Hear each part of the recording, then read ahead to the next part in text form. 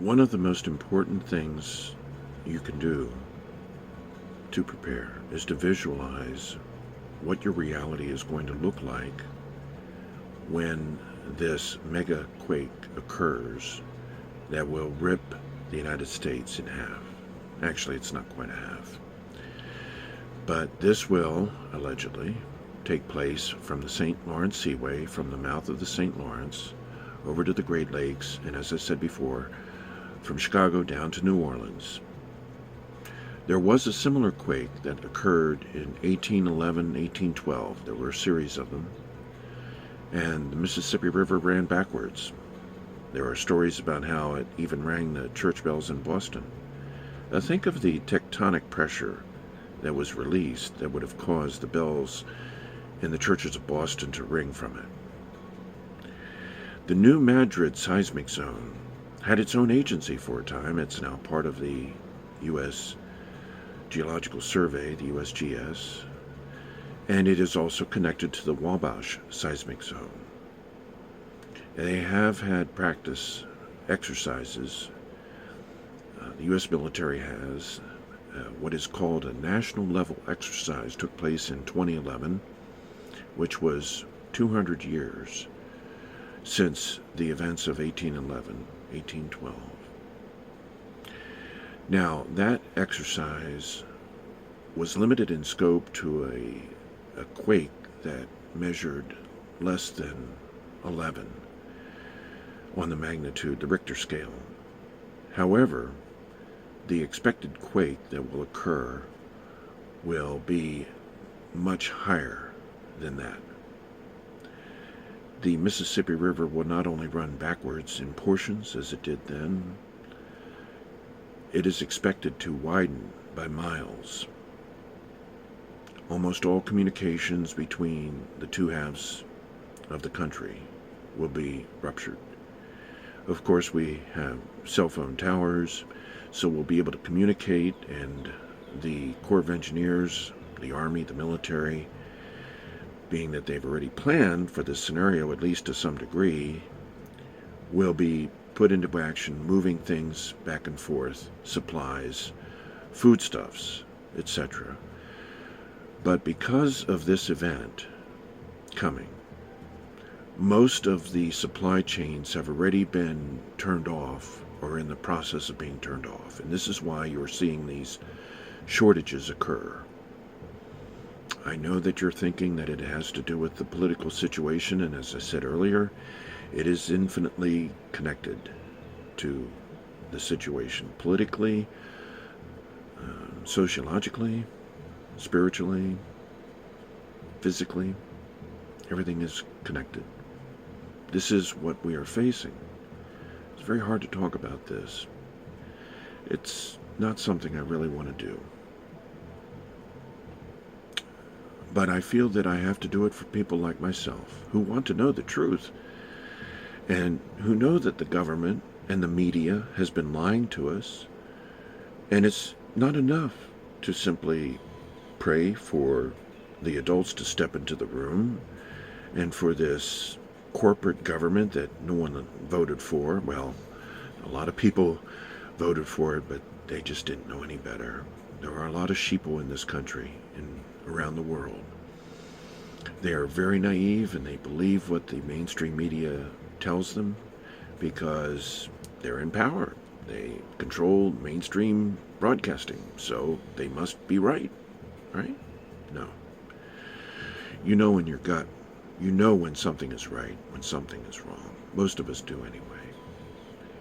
You know that this whole issue of racism, critical race theory, has been artificially constructed because before it began, very few racists were left of the white persuasion, but now we have a shadowy cabal that is pushing these racist theories to encourage racism.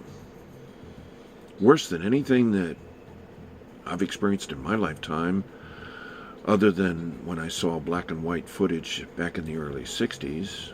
I was a young kid then. But most people alive today, the only racism they're experiencing now is reverse racism, as it's called, but racism of any kind is wrong. And they know it. You know it too. I know the orange man is bad and they call him racist, but no one has ever been able to show anything where the orange man was racist. But he's out of the picture right now, and that's intentional. Sadly, many patriots don't realize this, but he's aware of what's going on, and we are expected to spend our thought time and our energies on the show. They want us to be lost in the show. They want us to be talking about the show, how terrible it is that the Biden administration, which is illegitimate and it's all fake, most of it's hoaxed, is responsible for blundering out of Afghanistan, and there will be many other issues that will allow us to focus our attention on that. What I'm encouraging the few of you who are still watching this and will research what I'm saying, will carefully focus your attentions on preparing yourself, your families, your loved ones, and again, be very careful who you share this with. Do not share it far and wide. This is a very reluctantly made video. Anyway, the points that I wanted to make are about visualizing what you can expect. The tectonic shifts that will come, these earthquakes of mega magnitude, they are expected to result in not only the rupture of the Mississippi River, but the destruction of many of the overpasses, the roadways, highways, skyscrapers in most of the major cities. And it will make the roads very hard to navigate. That's why the government wants you to prepare also. And I think that they are relying on people like myself to encourage people like you not only to know and understand the truth, but to understand it to the point where you can take care of yourself. The elite don't want to have to deal with angry mobs that will finally wake up to the fact that they've been bamboozled for many, many years, decades.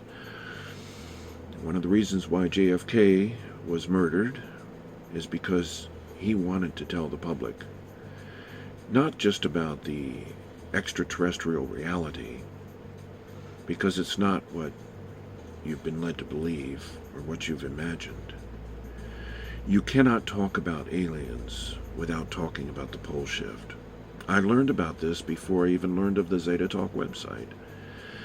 The 1954 meeting that President Eisenhower had, along with some very powerful humans at the time, and this resulted in the creation of the Bilderberg Group because they set about planning on how to deal with this back then. Not only was the interstate highway system designed and built for the people, a lot of those funds went into the building of these deep underground military bases, which were not just there for a Cold War, which was largely fabricated. They were built for the safety of the elite, and only in the past 20 years or even less have they understood that they won't be safe there. When the inside job of 9/11 was set into motion, part of it, and there were many agendas, they all came together for that, was to initiate the continuity of government process. And while I'm on that subject, let me quickly interject and interrupt myself to let you know that the devolution that is being discussed is precisely because the country is expected to experience so much fragmentation and the disruption of communications and logistics that devolution was set into place to make sure that governmental authority could be handled as efficiently as possible and as is necessary by localized and regional management. I know there are other political reasons too, but because of what is anticipated, the central authority will not be able to take care of things the way that they normally can. It will be left to commanders on the ground in each region to help the people as best they can. I'm not privy to most of those plans. I have been privy in the past to the plans of the elite to survive, and that will be in part 3. I'll go into a discussion about those details to help you understand, even more than you do now, the reality of what I'm talking to you about. In any event, not only is the devolution necessary for the continued survival of not only our country but people the world over, but the preparations that we take now to maintain ourselves so that we can survive in place will be necessary. But the military is not there to herd you into concentration camps. They will be there to take those and to usher into camps those who have not prepared, who have been living in the cities and who have no idea that this is about to take place. But these camps are hopefully there so that people will have a place to go to, 3 hots and a cot, where they can work helping to grow crops, tend to cattle, etc., animal husbandry, on a larger scale than you can individually. But because they have been used to living in cities, they're not equipped to handle the reality that's coming to those cities. Because after the rupture takes place, a tsunami that is created by the eastern half moving into the Atlantic will create waves of 100 to 300 feet on average that will wash over the cities of Western Europe. Many of you may have seen models of London submerged under 50, 75 feet of water. Those were shown publicly years ago, and the reason they were shown is because they were made because of what I'm telling you. They knew then. In fact, going back to where I interrupted myself, in 1954, President Eisenhower learned of this. The Bilderbergers then learned of it as well, because most of the humans that were at that meeting and heard about this realized that they would have to make plans to keep themselves safe. At least that's the way many of the selfish ones thought. And in fact, I had learned later that they have a number of what are called arks that have been built for these self-appointed poobahs, those children and scions of the rich and cunning, those people that have exploited others to get to where they are, because for the most part they have. There are very few that have been able to climb to the top of the heap to establish themselves on their own power, pulling themselves up by their own bootstraps, on their own merits, without having to have made substantial sacrifices in their lives, morally, spiritually, to achieve the wealth, power, fame that they have. It's sad but true, and I think most of you still paying attention know this. At any rate, in 1954, after President Eisenhower and these 60 humans learned of what was coming, and they were in total shock, one of the few things that immediately followed was the first and founding meeting of the Bilderberg Group. And even after that, and the building of the deep underground military bases, which they subsequently learned will be crushed, many of them. It will be completely random. No matter what you do to physically prepare, we are all subject to the random nature of what will be coming. So don't think that just because you can build something strong enough to withstand the earthquakes that something else is not going to take you out. Yes, the Georgia Guidestones were built as a monument to announce what the elite considered to be their ideal understanding, The 500 million figure is not meant to be a figure that was their target amount. It was their understanding that if this takes place at the time, the population was 5 billion. Now we're 7.5 billion. That it would be 750 million now if they were to build them today. But at that time, that was the 10% of the population of Earth that was anticipated to survive, and will only be approximately 10%. So we are not facing an extinction level event per se, and that's important, because if we were, it would be hopeless and everyone would just do whatever they had to do, enjoy life to its fullest, and just, it would collapse the civilization as we know it right now. If everybody understood what I'm telling you, to the extent that some of us understand it. I know this on a gut level, and I learned this in late 1979, not because of the details, but because of the progression of civilization. It's very hard to talk about. And I don't like talking about it because it introduces the concept of divination as a knowledge source.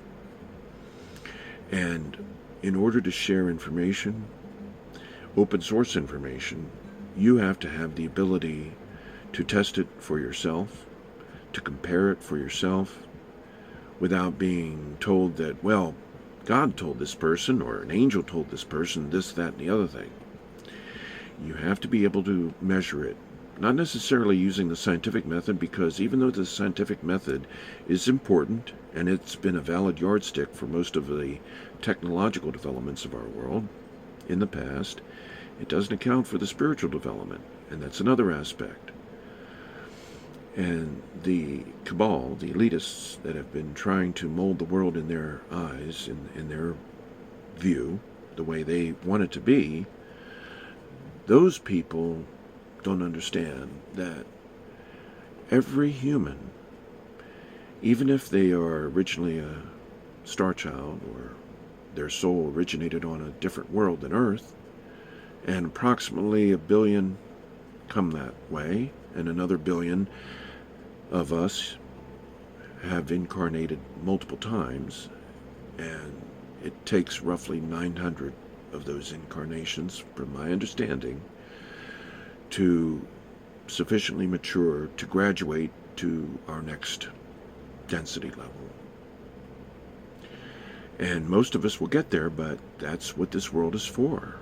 We're like a greenhouse, or a schoolhouse, a battleground, a college, a ranch, a farm. Yes, these are all applicable terms to help you understand the nature of our reality. It's not the type of reality that you've been schooled in, I'm sure. You'll all find that out for yourselves in your own way, in your own time. But in the meantime, going back to the scenario that I've been positing for your consideration, you visualize the tectonic movements that will not only rupture the country from the middle through the Mississippi River, the tectonic plate shifting that will collapse bridges and destroy roads and topple skyscrapers, and in fact flood those cities after that tsunami wave washes over Europe and comes back east. It's going to wash through Washington, D.C. and turn that into a swamp, and this is why most of those buildings are still deserted, because most of the federal agencies have been moved out west to the Colorado area. For the most part, they have a skeleton crew, keep up appearances. Of course, there's COVID, and the COVID-19 paradigm is used by both the good guys and the bad guys, the black hats and the white hats, each for their own purposes, in helping to maintain that domestic tranquility, so that if everyone wakes up to what's coming, there is at least a cover story to help them. And this is, in fact, the impetus behind the vaccine passports, because they don't want our messy panic cluttering up the roadways like all of the disaster films that you've seen over the years. But at least you've hopefully watched enough of them that you understand that this is not merely another fictional account that will result or is simply in the planning stages to become a Hollywood blockbuster. Most of you by now have reached the level of contempt with Hollywood anyway, and you know how they operate. Just like any other industry, just like politics, you have to compromise yourself, and in fact, it's been so thoroughly corrupted by blackmail and corruption that that's part of the reason why we go through this event every so often, because it always happens.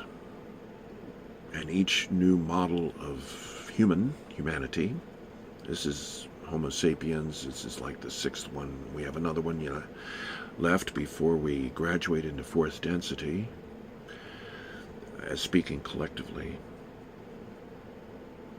But in any event, this third density level that we're going through right now is destined to, unfortunately, fail, because we're built to defend and to protect and to fight and conflict over resources and egos fighting other egos, to dominate, to ascend to some better circumstance. Cooperation, which is hopefully what we learn how to do, is there so that we can all thrive. And unfortunately, what we call the left is not really about that. That's an illusion, sadly. I still call myself a liberal. I have nothing to do with the Nazi Party of the United States, which is what the Democratic Party is now. That's another issue. There are plenty of people talking about that. I'm not really here to go into the political distinctions, other than to let you know that if you voted for Joe Biden, you have a long way to go. And my heart goes out to you, and I pray that you will take the time and learn the truth of what I'm sharing with you, at least enough to prepare, to be practical and pragmatic. I think I should leave it there for the moment, because just visualizing what I've told you will help you to understand what's coming. You know now why you're expected to be able to shelter in place, why vaccine passports are being mandated, even though they're unconstitutional, and we do have to stand up and fight against that. God gave us those rights, and we're not going to let the evil ones take them away from us at the last moment when they're most important to us. That is really what this comes down to. It is a spiritual conflict.